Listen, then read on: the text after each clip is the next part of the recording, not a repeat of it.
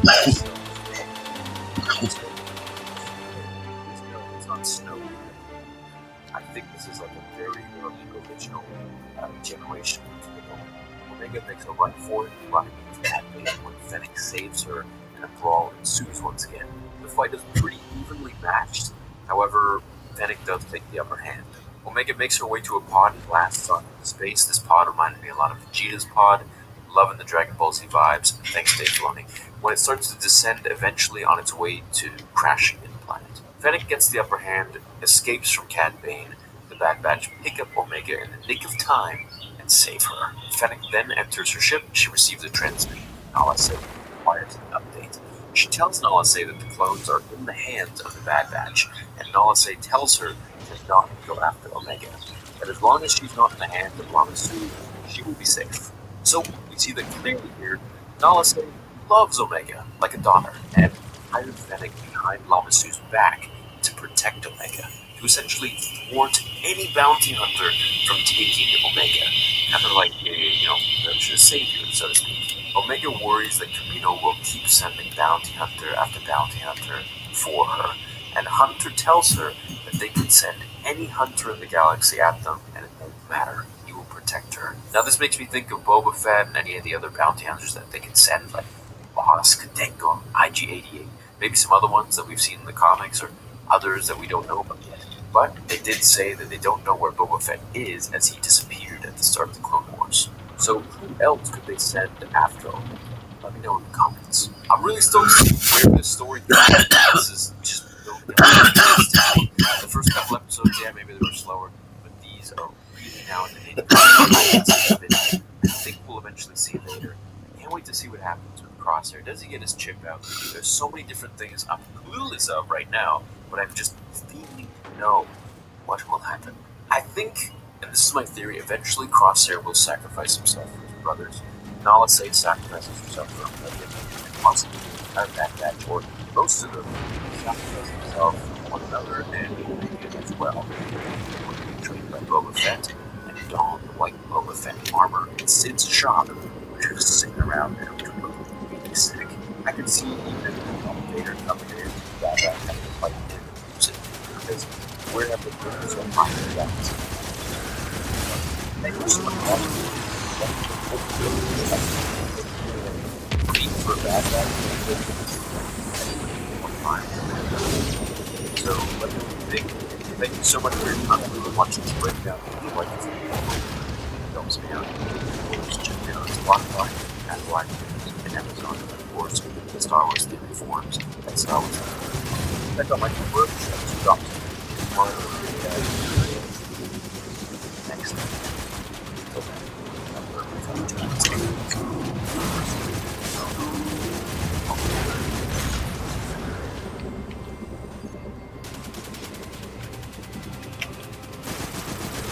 Watch live TV from 35 plus times now. 2 weeks. You know that the average adult has 5 to 20 pounds of toxic poop in their body every year. It's crazy, right? All that poop just sitting there, rotting away inside your intestines. And you wonder if that colon disease is on the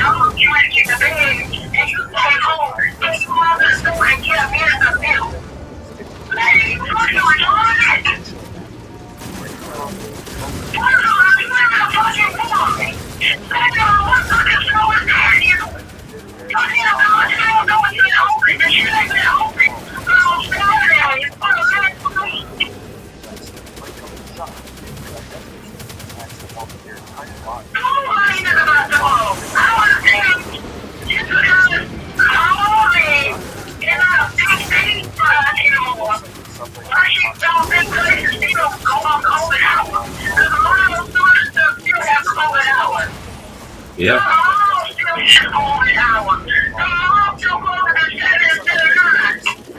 Yeah. Especially they got people getting shot in the back there.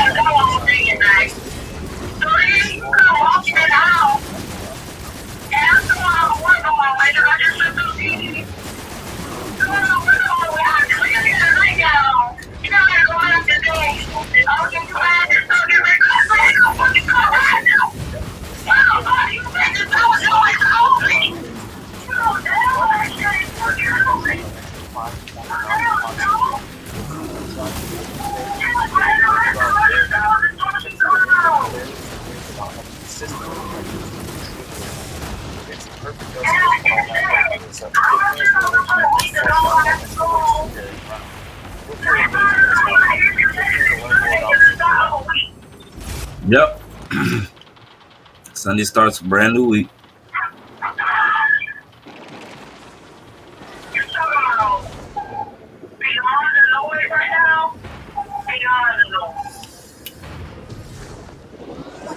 Guys, welcome to ever since Marvel Studios has been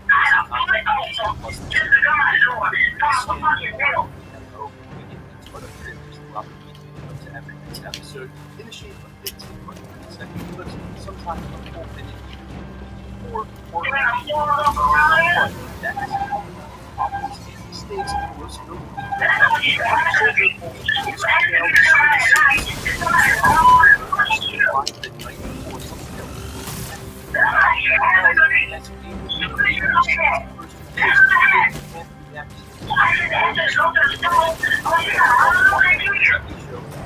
Let's not put that in the atmosphere, but I get what you're saying. This happened several times from Falcon and Winter Soldier.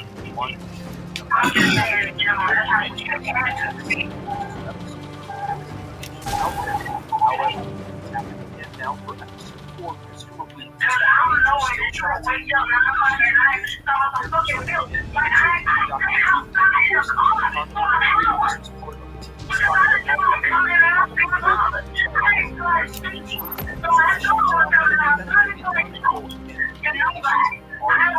So many ties going on here. We're going to break down everything.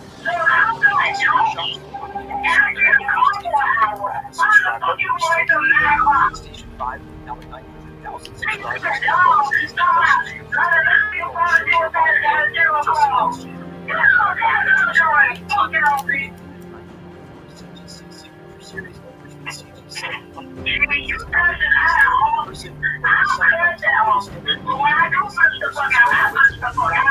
side by side.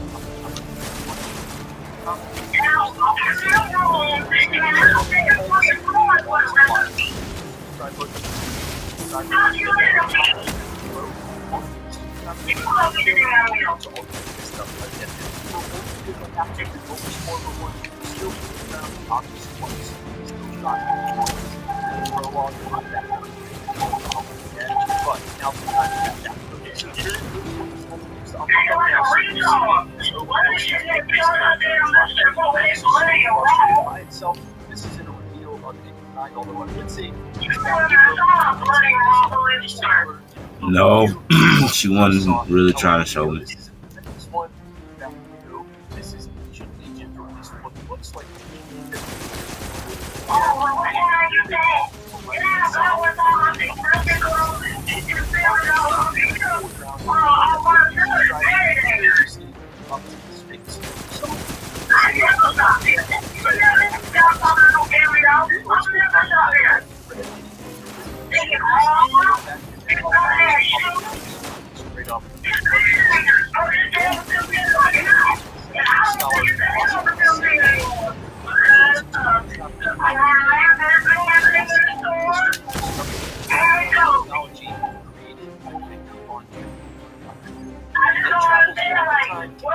a sphinx-shaped tile shape, and then from the very plans to claim that apocalypse as his heir. Robin's rule is cut short when the fantastic Daniel Richards travels forward to the 20th century where he meets he later decides to Scarlet Centurion is the reality counterpart of themselves. Then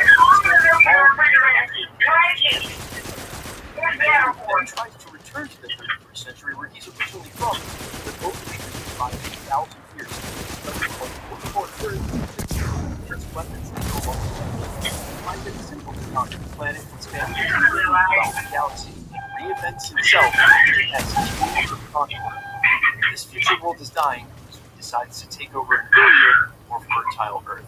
Before we even start talking about it, because I know that was a lot, let me break this down and explain it very simply. Daniel Richards is a relative of Reed Richards, but rather Reed Richards' father, who was also named Daniel. Time travel, a distant relative of him all the way to the 30th century. Besides, he's going to go back in time. And that image I showed you guys, you can see at the bottom of the clock with all the hands, it should remind you of the TVA. Now, he travels up and down the timeline, taking different This is what later reveals in comics, seriously after decades of stories about King. This one comes along in the modern area and completely recontextualizes the character in a way readers had never seen. Definitely some implication here as to how Marvel Studios plans on handling this character in Jonathan Majors. However, you have to think about it in context of where we are right now in the MCU. We're about to have Fantastic Four, and in a major way. We'll also know that Doctor Doom is somewhere right behind that, and on top of that, the King the Conqueror, Jonathan Majors, in the series, we need a major villain, Quantumania, Ant-Man and the Wasp, where we also assume the Fantastic Four might actually show up for their own feature film, if not in a post-credit scene, as actually part of the storyline. Now, knowing all that, when you see the image of a Sphinx in the middle of the still, cause that's how old folk be acting, man. I don't know what they be thinking. And they'll see you leave like 3 or 4 times and won't even say nothing. Prominent protagonist on the level of Iron Man and Captain America during this saga, whatever they end up calling it. Add all that up and see this imagery here, certainly makes it feel like Marvel is planting the early seeds for this to play out. Remember, as I mentioned moments ago in this video, when we all find this out as comic book readers, this is after decades of being stories. This isn't a major reveal. Also, so I wonder how they plan on playing this with Jonathan Majors' character. We're going to see him as different iterations, looking different and taking different names before they tie it all together. But this is an extremely complicated storyline, and I know Marvel Studios definitely has the ability and resources to do it. I just know that they don't want to alienate fans along the way, leaving them in a that's unexplained. So I'm anxious as you guys are to see how they're going to untie all this and how they're going to deal with piece by piece. I think again we'll see Nathaniel Richards in the episode of Loki, absolutely not. Showing up throughout the series now that we're seeing the Sphinx. It seems to pop up. Guys, let me know all your thoughts down below in the comments how you feel about any of this. Details, but set up for all the characters I thought of. Goes that far and that let me know all your thoughts down below quickly. Let's get into the giveaway stuff before I let you go. We're still giving Discover matches all the cash back you earn on your credit card at the end of your first year. It's amazing because Discover's accepted at 99% of places in the U.S. Discover.com/yes. away this PlayStation 5 now at 19,000 subscribers. Plus subscription. You probably shows are live.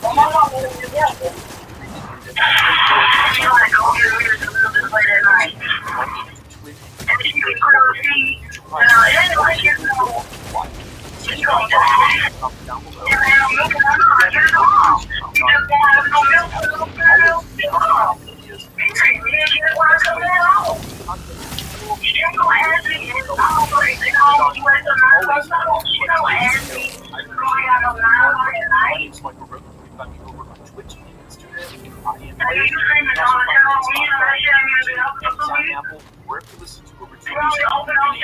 Thanks so much for checking out the channel. Stick around. Let's get news.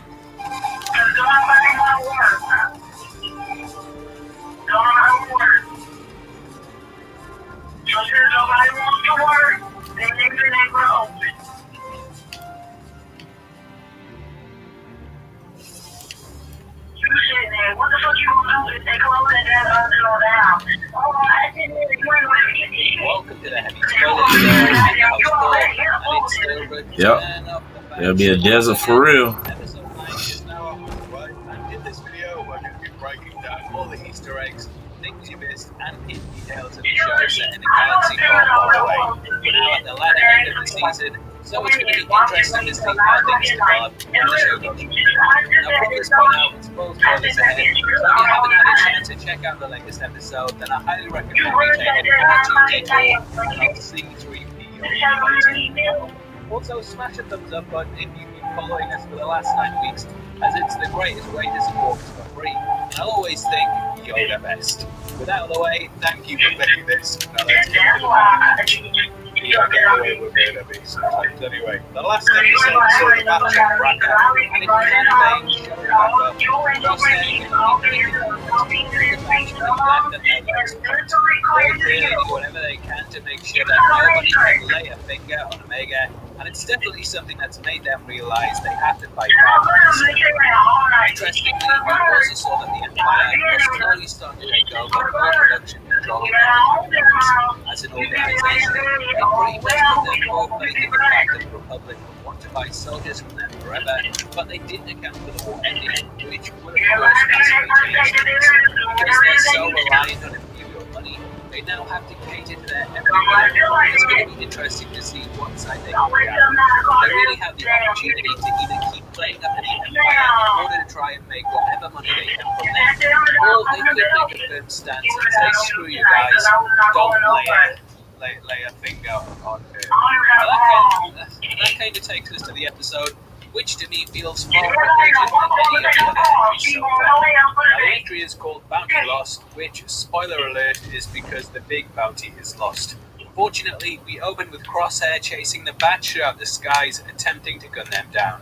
I was kind of hoping that he'd need medical care and that he would be taken to the same place that the Batch had their chips removed, and from here he would have seen their procedures and had his taken out, which would have made him see the error of his ways. Sadly, that's my fan fiction for the rest of time, and I've given up hope that that's ever going to happen. Now they make their way off planet with Wrecker sitting in the back of a turret, similar to A New Hope. They make the jump to light speed, realizing that Cat Bane is long gone, and we cut to his ship to see Omega. That's that bullshit.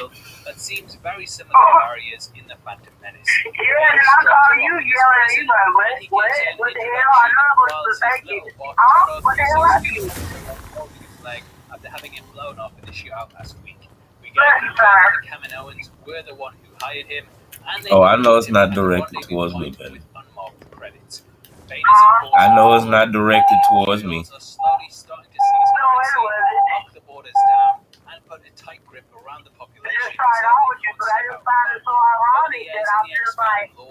You know, that Palpatine had some influence the stormtroopers and the Imperials, and that they all believed things because he was emanating the dark side throughout the Empire Class. It was like the stormtroopers who resisted the First Order were actually force sensitive. No, it's just been stuff I've read. There have been several interviews discussing a lot of elements like this. Thus, they wanted to stay out of the Empire's ways and how it all makes sense. I like that they dropped now there's clearly some back and forth between the Kaminoans, with some seeing her as just being an object, while the others see her as a valuable Lego.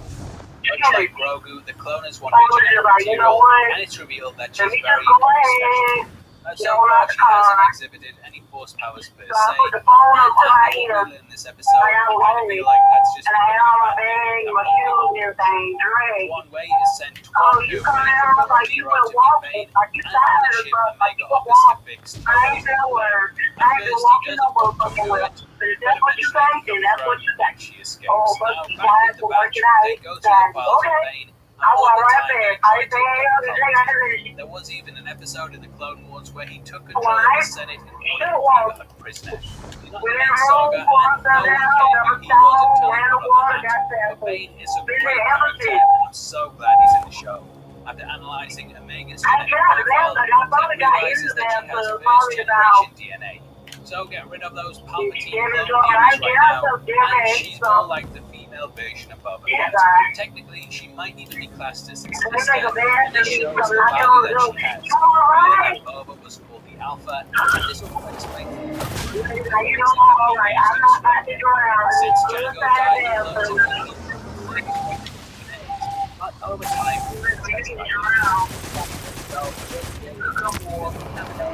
Yep. Boba's disappearance has pushed things to mean we should have to get her in order to be able to start the process again. Django was obviously very resourceful, and we see this mirrored in Omega managing her way out of the cell fight. But to Rio, we see a very similar set of conversations that the President and Empire Strikes Back. It's also mentioned at the door handles being similar to the ones in the city, which in case you don't know, is actually the and these platforms look very similar to the ones at Tapoka, so I think we can assume they're simply clone versions of them due to the doors and what we have to learn. Kaminoans clearly have several operations like this throughout the galaxy, but who knows, we might even discover more as the show goes on. Omega tries to send a transmission to the batch, and though she makes it through, Bane catches her before she can fully let them know what planet she's on. Things take a turn though when Tuan Wei is found dead at the location, and it's revealed that Fennec Shan killed her for the payment. Turns out that Shan is working for the Kaminoan that wants her brought in safely, and it's clear that she's going to cause a lot of disputes amongst the race. Now it breaks out into a shootout. I love when Shan but the fight doesn't stop, and Omega does what some of the man on the death stop. Chris John and Omega and Palmer's running back to the left kitchen. It looks like the enemies inside. It would be pretty great to have that in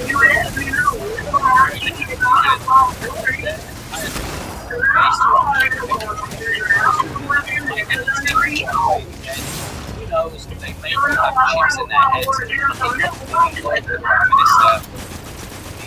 Outside, they come face to face, and Bane lifts up his hat to reveal that he has a metal plate over his head. Bane never had this before in the Clone Wars, and they clearly bring focus to it for a reason. It's practically that we already have to say go down to bed and survive it. I'm not 100% sure on that, but just looking at the way it happens, it also makes a lot of sense. Jono stalks her on the ladder. I got a lot of vibes for this. Right, you know what I'm saying?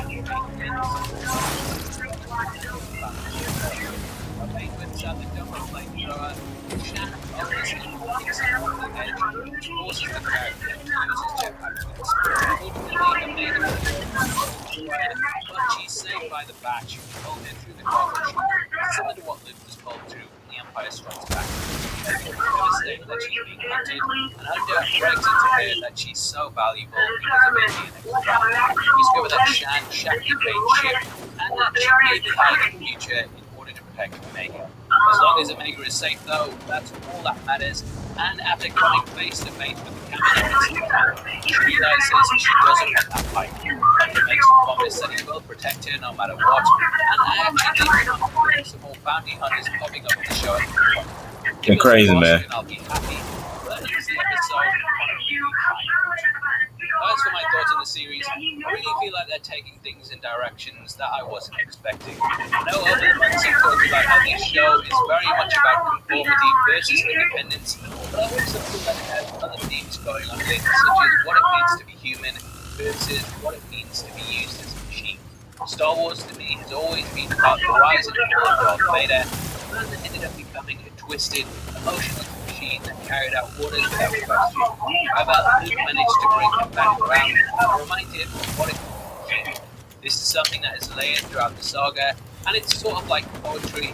I mean, it doesn't rhyme or anything, but just does the same things over and over again. I will come up with a better way to say that. Anyway, Luke's journey itself was about him following in his father's footsteps, It was clear that he should avoid his mistakes and keep his humanity, which was of course helped by his sister and friends. What it is something that popped up several times throughout the saga, making for it all to be really positive. Now the Bad Batch is not going to stay for. Now the Bad Batch were simply soldiers that followed orders, and they didn't really feel anything or make their own choices. However, that is changed. And just in the same way that they were teaching Omega how to fight and be a soldier, she has taught the Bad Batch. That's why it was so crushing when she was taken away, and he's definitely the most important character in my opinion. I think the Batch Hunter especially really saw her as a ray of light, and when you look at all these elements, it's kind of crazy to be getting this in a show that many just Hello. That's why I really enjoyed. I think it's probably the best direction that they could have taken the Clone Wars after the show. I always wondered how things would go when they shifted the focus from the Jedi to the Clone Troopers, and though there were episodes in the series that did this, I didn't think they would carry the character complexities that this show has. So far, I've really enjoyed the show overall. This episode was another great addition. Now obviously, I'd love to hear your thoughts on the Bad Batch, its themes, and what you think will happen next time. Comment below and let me know, and as a thank you for interacting with the video, we'll be entered into a prize draw on the 30th of June, which will give away 3 copies of the Phase 3 episode box set. All you have to do to be on the chance of winning is like the video, make sure you subscribe with notifications on, and drop a comment below with your thoughts on the episode. Winners of last month's competition are on Twitter now, so if that's you, then message me on Twitter at Heavy Spoilers. If you want something else to watch, then make sure you check out our breakdown of Loki, which will be linked on the screen right now. Gone over the entire thing from top to bottom, so it's definitely worth checking out. Thank you for sitting through the video. I've been Paul. I'll see you next time. Take care. Peace.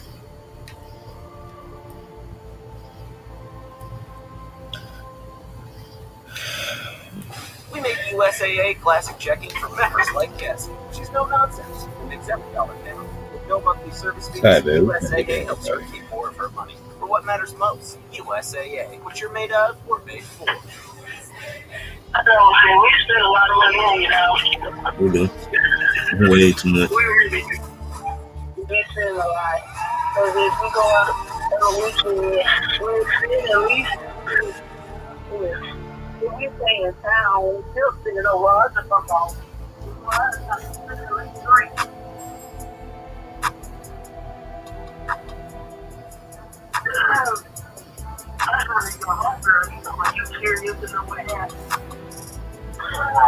Hi everybody, I hope you're having a great day. In this video, I'm going to be covering Skeletor.